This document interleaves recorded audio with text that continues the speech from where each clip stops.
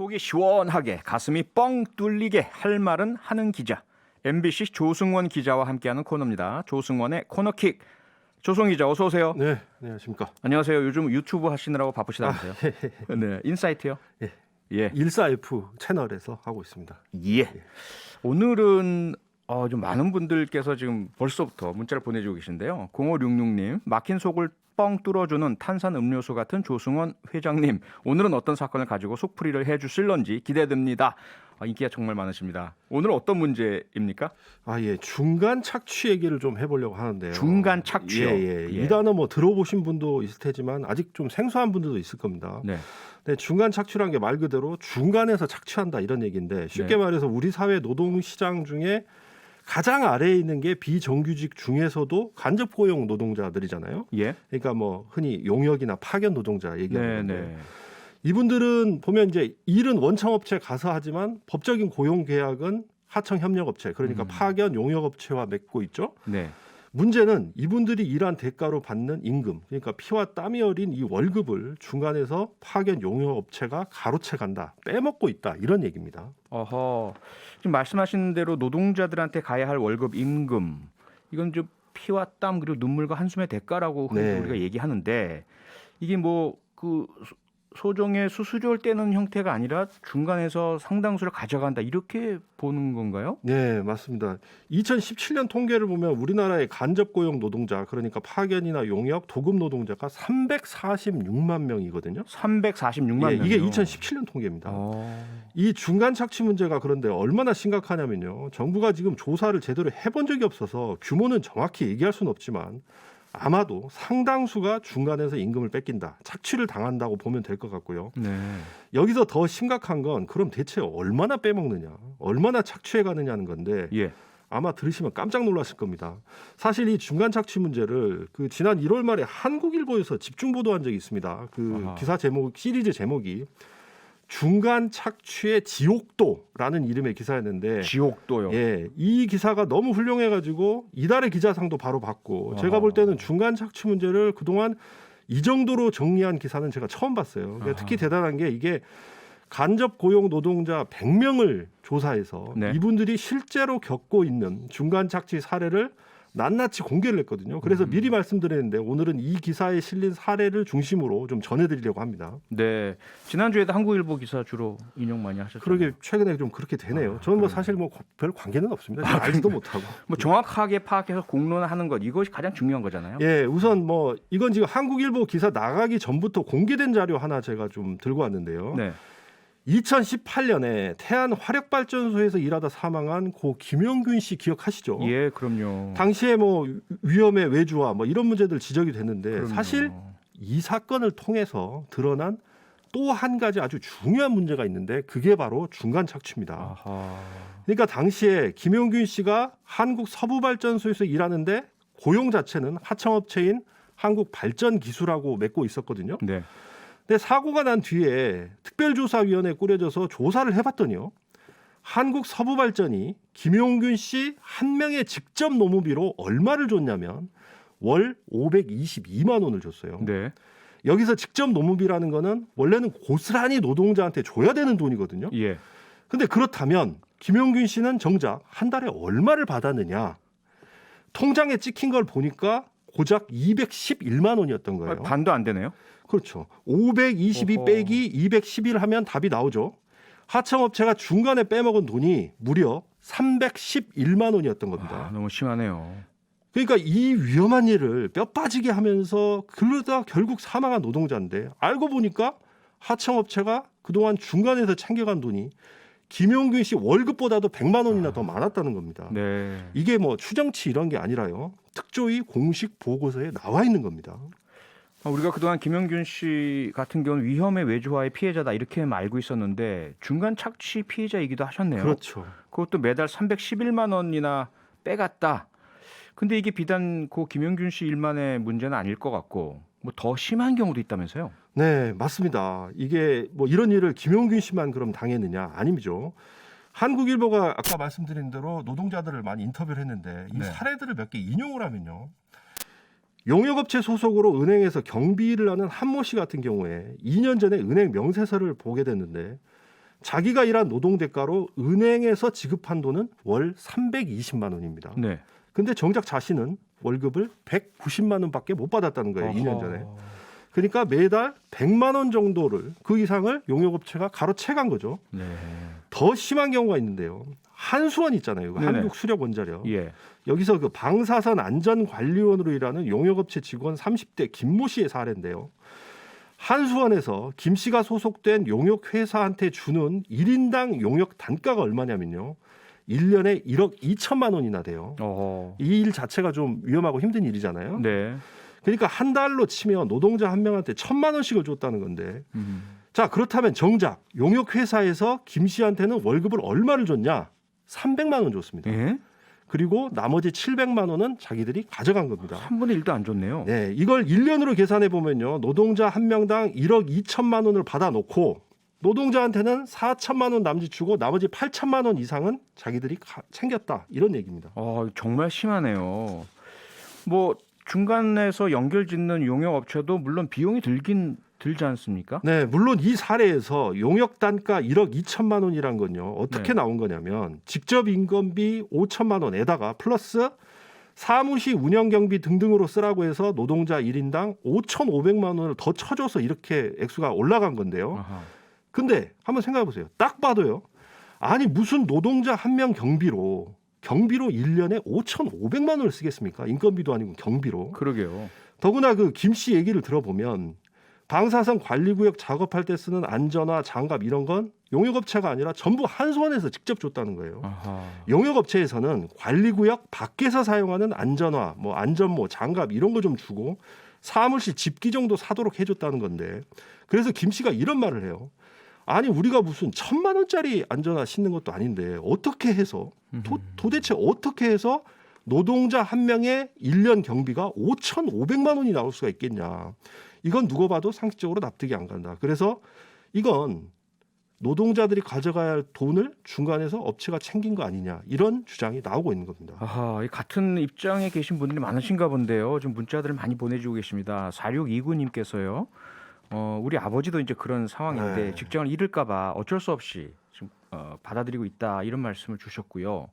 정말 이게 놀라운 상황인데 이 정도로 많이 빼간다는 것은 상상도 못 해봤거든요. 네. 그런데 대체 얼마나 많은 간접고용 피해자들이 노동자들이 이런 피해를 보고 있는 것으로 추산이 좀 되고 있습니까? 아 진짜 이게 더 충격적인데요. 예. 그 다른 사례 몇 가지 좀 소개를 하면요. 월급 180만 원 받는데 중간에서 용역업체가 100만 원씩 착복했다라는 콜센터 직원 증언이 있고요. 어허. 도급사가 인건비로 월 450만 원을 원청업체한테 받아놓고 450만 원 받아놓고 네.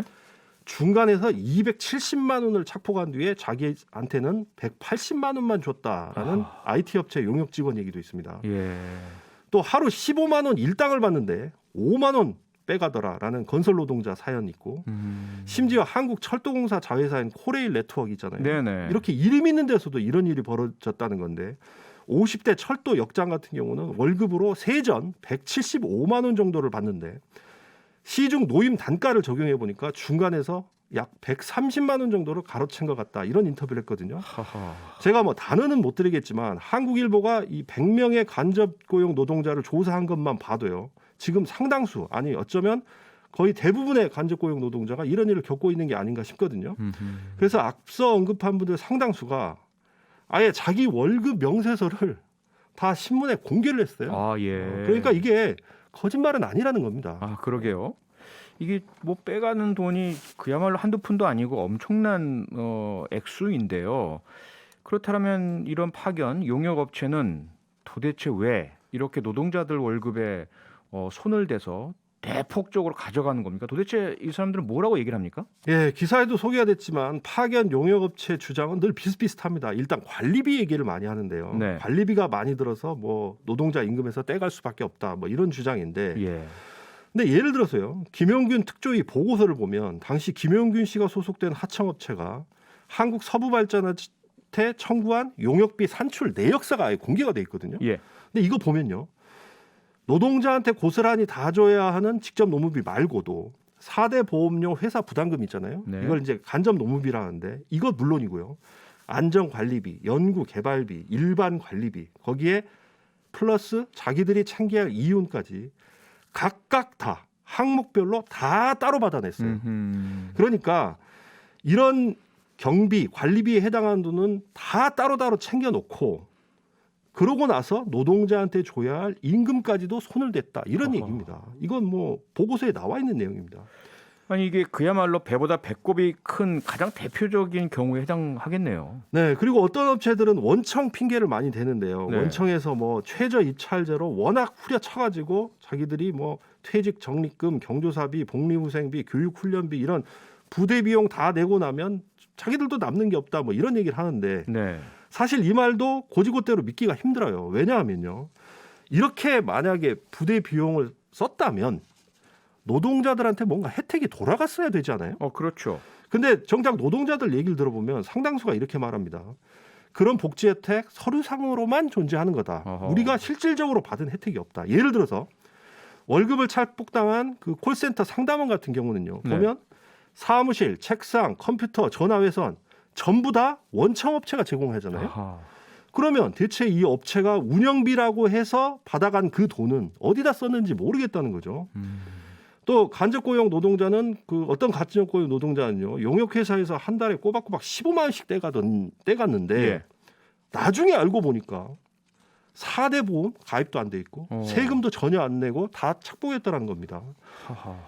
이런 사례들을 보면 물론 다는 아니겠지만 상당수 업체들이 뭐 부대 비용, 관리비 이런 핑계 대면서 노동자 임금을 착복하고 있다라는 거죠. 그래서 한국일보에서는 이런 파견 용역 업체를 기사에서 뭐 거머리, 기생충이라고 표현을 했던데 예. 좀 심한 말인지는 모르겠습니다만 제가 볼 때는요, 이건 뭐 거머리 중에서도 슈퍼 거머리, 뭐 기생충 중에서도 슈퍼 기생충이고요. 그냥 더 쉽게 얘기하면 사실상 도둑입니다, 도둑. 그러니까 21세기 대한민국에 합법적으로 존재하는 노동자 월급 도둑입니다. 이건. 개인적으로 제가 좀 의심이 가는 바는 과연 이걸 이들만 착복하고 챙겼을까? 혹시 이런 엄청나게 이익이 되는 일자리를 계속해서 유지하기 위해서 원청업체의 누군가 관계자에게 혹시라도 뇌물로 상납하지 않았을까 이런 의심도 드네요. 그런 가능성이 이 수사를 좀 해봐야 될 것 예, 같은데 예. 문제는 우리 근로기준법에 분명히 중간 착취 배제 이 규정돼 있는 거 아닌가요? 네. 그런데 어떻게 이런 일이 계속 벌어지고 있는 거죠? 자, 이런 일이 가능했고 지금도 가능하고 앞으로도 가능한 이유. 한마디로 말하면 우리 사회가 노동시장 가장 밑바닥에 있는 이들에 대해서 별 관심이 없어서 이렇게 된 겁니다. 관심이 그러니까 없어서요. 이분들은 노조 만들기도 힘들잖아요. 예. 노조 뭐 말 꺼냈다가 바로 잘려버릴 수 있으니까. 그러게요. 근데 뭐 이 문제에 대해서 그동안 누가 관심을 가졌습니까? 뭐 노동부 장관이 관심을 가졌습니까? 금배지당 국회의원들이 뭐 신경을 썼습니까? 네. 기사 제목처럼 한국이 중간 착취 지옥도가 돼버린 거는 이 상황을 고칠 힘을 가진 사람들이 아무것도 안 하고 관심조차 안 가졌기 때문인데요. 제가 하나하나 설명을 좀 드릴게요. 먼저 말씀하신 그 근로기준법 구조, 네. 여기에 중간 착취 배제 원칙이라는 게 있긴 있습니다. 근데 이게 용역 파견 같은 간접 고용 노동자한테는 적용이 안 되는 겁니다. 그러니까 용역 파견 업체가 원청하고 계약을 할 때요, 노동자 한 명에게 인건비 얼마 줄지를 1인당 노무비라고 해서 책정을 하고 그렇게 계약을 한 다음에 딱 그 돈 받아내잖아요. 네. 근데 이 돈을 그대로 파견 용역 노동자한테 줘야 할 법적인 의무는 없어요.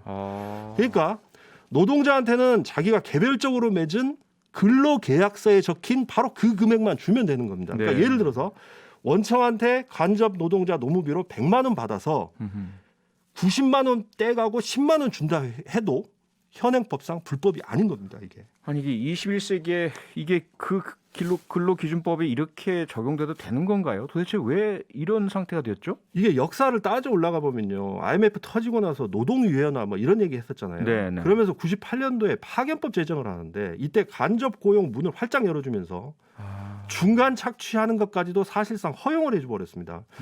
그때 당시에 규제 조항이 하나 있긴 있는데 뭐냐면 노동자 인건비 그리고 업체가 가져가는 이윤이 얼마인지를 노동자가 요청을 할 경우 서면으로 알려줘야 한다. 요거 하나 딱 만들어놨어요. 근데 그 이후에 지금 올해가 2021년이니까 23년 지났잖아요. 네. 그 사이에 추가된 규제 장치가 또 딱 하나밖에 없어요. 그러니까 2006년에 노동자가 요청하면 업체가 얼마나 챙겨가는지를 즉각 알려줘야 하고 만약 거부하면 과태료 물린다는 처벌 조항 하나 만든 게 전부입니다. 아하. 근데 이 처벌 조항조차도 뭐 사실 있으나 마나입니다. 왜냐하면 2012년부터 2020년까지 통계를 보면 이걸로 처벌받은 사례가 딱 2건뿐입니다. 근데 이게 그럴 수밖에 없는 게 간접 노동자라는 건 을 중에 을이잖아요. 그렇죠. 노조도 없고 목소리 낼 창구도 없습니다. 그러다 보니까 이걸 알려달라고 말 꺼내기도 조심스러운 거고요. 그럼 그만둬 그래 버릴 네, 테니까. 그럴 수 있으니까요. 거기에 뭐 정부도 나몰라라 하고 있고 국회의원들 뭐 바빠서인지 뭐 신경도 안 쓰고 게다가 파견 노동자는 그나마 좀 나은 게 알려달라고 얘기할 수 있는 법적 근거라도 이렇게 있는데 하도급 형태로 용역계약 맺은 노동자들도 많잖아요. 네. 이 경우는 이런 중간 공제 내역을 공개하라고 요구할 법적인 근거조차 지금 마련이 안 돼 있습니다. 아하. 그러다 보니까 내 피 같은 월급을 착복당하면서도 대부분이 얼마나 가로채가는지를 아예 모르는 경우가 태반이고요. 또 어쩌다가 용기를 내서 알려달라고 해도 당연히 업체에서는 안 가르쳐 주고요. 그러니까 정리하면 허술하게 법과 규정 만들어 놓고 지난 23년 동안 아무도 관심 안 갖고 그대로 방치해둔 사이에 불량한 용역 파견 업체들은 뭐 전부는 아니겠습니다만 말 그대로 합법적으로 노동자들의 임금을 합법적으로 훔치고 허허. 노동자들의 피와 땀을 합법적으로 빨아먹으면서 배를 불려온 겁니다. 말 그대로 허가낸 강도, 허가낸 도둑 이렇게 표현할 수밖에 없을 것 같은데요. 이렇게 심각한 중간 착취 문제 지금이라도 빨리 바로 잡아야 될 거 아닙니까? 이거 다음 주에도 계속 이 문제 가져오신다면서요? 네, 이 중간 착취 문제 그동안 노동단체들이 뭐 숱하게 고발도 했고 뭐 최근에 이렇게 한국일보에서 자세하게 이렇게 보도까지 했는데도 예. 그런데도 이게 고쳐질지 좀 의문이거든요. 그래서 제가 지금 이 여론 환기를 위해서라도 한 번 더 이 내용을 좀 더 다루려고 하는데요. 다음 네. 주에는 이렇게 그 노동자 피를 빨아먹는 용역 파견업체 사장들은 대체 어떤 사람인지 네. 그리고 왜 원청에서는 묵인을 하고 있는지 음흠. 또 지금 이 문제 놓고 국회에서 뒤늦게 지금 논의가 지금 진행되고 있다는데 어떤 대안이 필요한지 이런 예. 것들을 좀 설명을 좀 해드리겠습니다. 국회 논의가 진행이라도 되고 있다니까 그래도 다행이긴 한데 과연 제대로 결실이 나올지 지켜봐야 될 것 같고요. 많은 분들께서 경험담하고요. 또 분노의 문자를 계속 보내주고 계십니다. 8389님은요. 직원 자르기 쉽고 관리 쉽다고 만든 파견직, 정부 원청, 정치권 모두 공범입니다. 이렇게 남겨주셨네요. 착취 이게 사전적으로 보면요 강제로 빼앗아서 취한다라는 뜻인데 이렇게 구조적인 중간 착취를 도대체 누가 어떻게 하고 있는지 왜 이런 문제가 고쳐지지 않고 있는지 다음 주 코너킥 기대하겠습니다. 조승원 기자 잘 들었습니다. 네, 감사합니다. 네, MBC 조승원 기자였습니다. 평일 저녁 6시 5분에 여러분을 찾아갑니다. MBC 라디오 표창원의 뉴스 하이킥.